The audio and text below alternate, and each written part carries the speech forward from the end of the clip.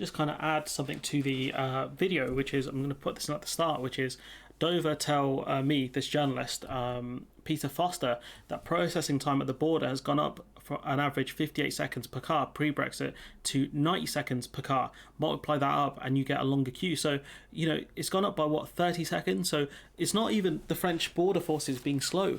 They're actually being quite fast checking all of this stuff because, again, they should really be checking, do you have a return ticket? Can you afford to stay in France, etc.?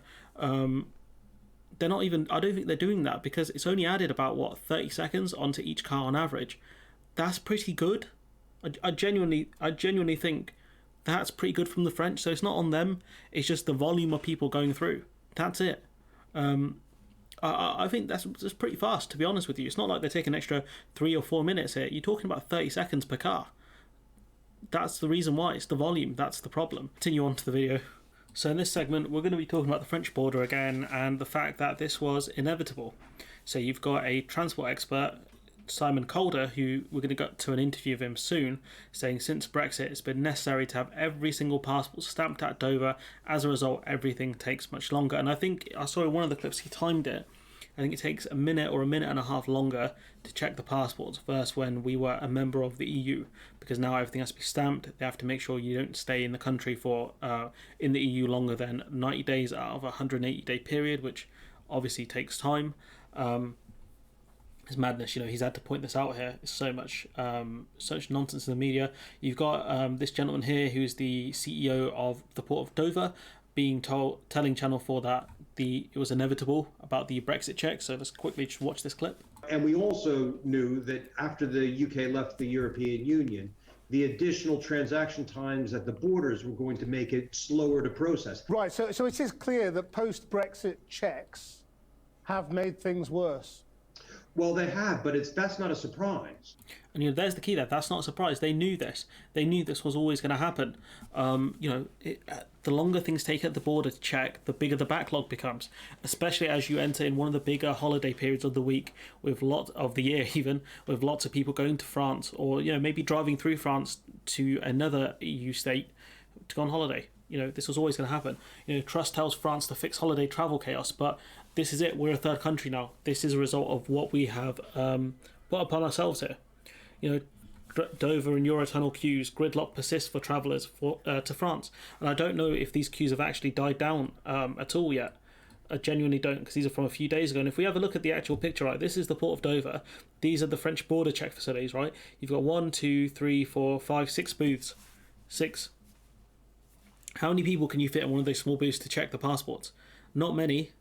That's one of the reasons why we're having so many problems, because the Port of Dover is incredibly small, especially compared to Calais, which means that you're going to have all of these narrow lanes where people can't get through it.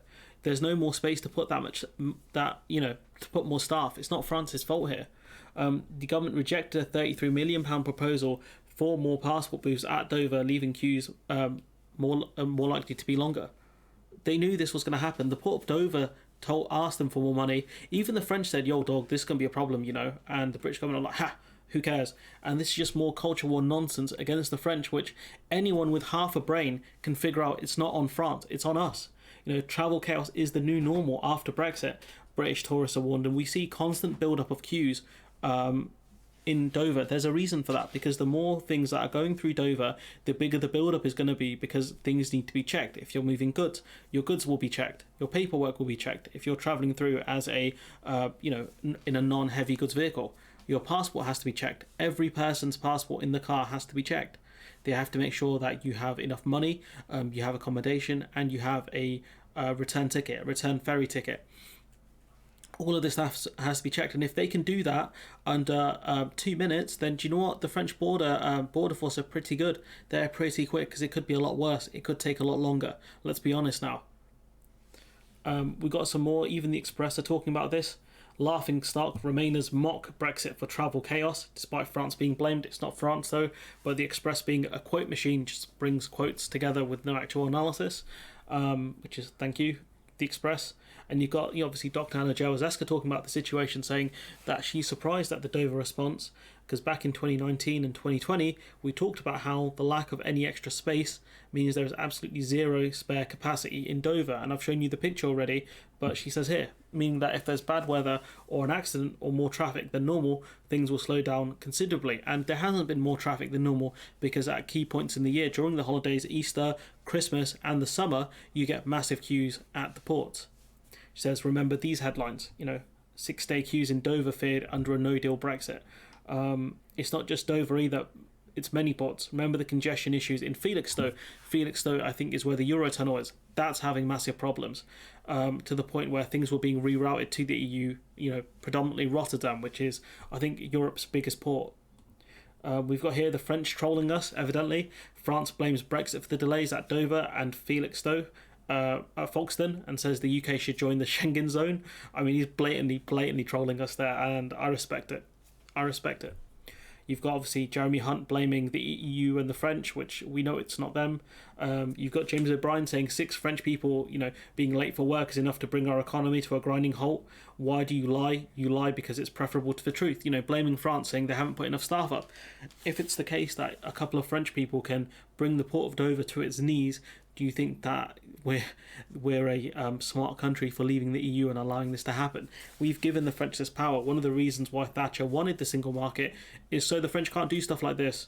The French can't be petty, if they wanted to. And in this case, they're not. It's not their fault. We can't even blame the French. The old British pastime of blaming the French for everything is not their fault. If anything, if they wanted to, they could make things worse. They could be more stringent with the checks. They can even say, look, you need to prove you've got enough money to stay this many days in France, for example. I don't think they are, because they're trying to get people through as fast as possible because it makes their day longer. A genuinely stupid country here. And we've got this clip here from Simon Calder, who again absolutely destroys Tory boy Pearce, a shill for the Tories and the Daily Mail. I think is the one he writes for. I mean, this is an absolute fatality right here. Andrew Pearce, I have to say, you have got exactly what you wanted, which is the effects of Brexit, which gives back control to the French. We have said we want to be treated as third country citizens. That means instead of just waving the passport out of the window when you breeze past, or just being completely waved past because there's a bit of a queue building up. So before, obviously, you just show your passport, show your picture, they look at the picture, they look at you and say, okay, fine, go. Now, and when queues build up, they just wave people through because they're like, you know what, we just have to get people onto the ferries. This is, we can't have this, allow this to happen. Now the French border forces have to check everyone's passport. So if there's 2 people in the car, if you're going for a romantic getaway, both passports have to be checked. If you're in the car with kids, all your passports have to get checked. So if you say 4 people, 4 passports, 4 stamps are required. Sorry about the audio for this clip. I'm not sure what's going on with that, but you can see how smug this guy is. Got nothing to say, absolutely nothing. The French official has to, because we asked to be third country nationals, the French official has to ask you to see your passport. They have to stamp it. They're supposed to check that you haven't had too many journeys to the European Union, 90 days in any 100 days. Andrew, they need to ask you whether or not you've got enough money for your stay, whether you've got a return ticket. These are all rules that we helped devise and build in, and then we ask to become subject to them. And guess what? And, the simple fact is, we also have these rules for third country citizens as well. We also have the fact that they have to show that they can pay a certain amount each day to live. They also have to show they have accommodation and a return ticket, etc. We have these same rules. I'll talk about that when I do the Spain video in a couple of days. I've got this one lined up here. It's just so stupid that we live in a country where we're happy to treat third country citizens in a specific way, but you dare treat us like that. We get all mad about it. And this guy's got nothing. It's funny to him. It's a joke. At this rate, they won't let him in. Has he got sufficient resources to leave again? Would you like to apologise to all those people whose holidays you disrupted with your Brexit fantasy? I think he's asking at the end there, how long does a passport check take? It's not about how long do individual passports take. If it takes 2 minutes, if it's before Brexit, it was 30 seconds, right? And if it's post-Brexit, it's a minute and a half. You've added a minute onto each one. If there are hundreds or thousands of cars going through, it's going to add massive build-up time. You know, the backlog is going to keep building, just like the backlog of all these tabs that I open on my computer. It's going to keep building, and unless I do videos, unless, you know, there are less cars going through, it's not going to change things. You know, it's genuinely just such a stupid country, honestly, that we don't get the fact that if the passport checks take longer and there are a certain amount of cars going through, there are going to be traffic delays. And that doesn't even factor in, you know, road accidents or bad weather, which we see fairly often, or P&O going off the deep end, deciding to fire everyone and go for agency staff, which now the government apparently thinks is a great idea. Madness. Anyways, I'm going to leave it there. Let me know what you think in the comments below. Like, comment, share, subscribe, support the channel on Patreon if you can. Sorry this one's a longer video, but there was a lot to cover here, and hopefully I'll see you in the next one.